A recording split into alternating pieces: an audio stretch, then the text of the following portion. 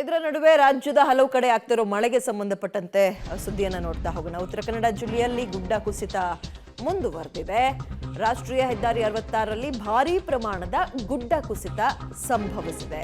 ಕುಮಟಾ ತಾಲೂಕಿನ ಬರ್ಗಿ ಗ್ರಾಮ ಸಂಪರ್ಕಿಸುವಂತಹ ಹೈವೇ ಇದು. ಇಲ್ಲಿ ಗುಡ್ಡ ಕುಸಿತ ಆಗಿದೆ. ಹೆದ್ದಾರಿಯಲ್ಲಿ ಸದ್ಯ ಗುಡ್ಡ ಕುಸಿತವಾಗಿರೋದ್ರಿಂದ ಸಂಚಾರವನ್ನ ಬಂದ್ ಮಾಡಿದ್ದಾರೆ. ಏಕಮುಖ ಸಂಚಾರಕ್ಕೆ ಮಾತ್ರ ಅವಕಾಶ ಇದೆ. ಸದ್ಯಕ್ಕೆ ಟ್ರಾಫಿಕ್ ಜಾಮ್ ಆಗಿದೆ. ಸೊ ಉತ್ತರ ಕನ್ನಡ ಜಿಲ್ಲೆಯಲ್ಲಿ ಗುಡ್ಡ ಕುಸಿತ ಮುಂದುವರಿತಾ ಇದೆ. ಗುಡ್ಡವನ್ನ ಕೊರೆದು ಹೈವೇಯನ್ನ ಮಾಡಿದ್ರು. ಪರಿಣಾಮ ಎಷ್ಟು ಅದ್ಭುತವಾಗಿ ಗೊತ್ತಾಗ್ತಿದೆ. ಅವೈಜ್ಞಾನಿಕ ಕಾಮಗಾರಿ ಇದು ಅನ್ನುವಂಥದ್ದು ನೋಡಿ. ಮಳೆಗಾಲದಲ್ಲಿ ಎದ್ದಿದ್ದಕ್ಕಂಗೆ ಲ್ಯಾಂಡ್ ಸ್ಲೈಡಿಂಗ್ ಅನ್ನುವಂಥದ್ದು ಹೇಗಾಗ್ತಿದೆ, ಗುಡ್ಡ ಕುಸಿತ ಆಗ್ತಾ ಇರೋದು. ವಾಹನ ಸಂಚಾರಕ್ಕೆ ಸಹಜವಾಗಿ ಸಮಸ್ಯೆ ಆಗುತ್ತೆ, ತೊಂದರೆ ಆಗುತ್ತೆ.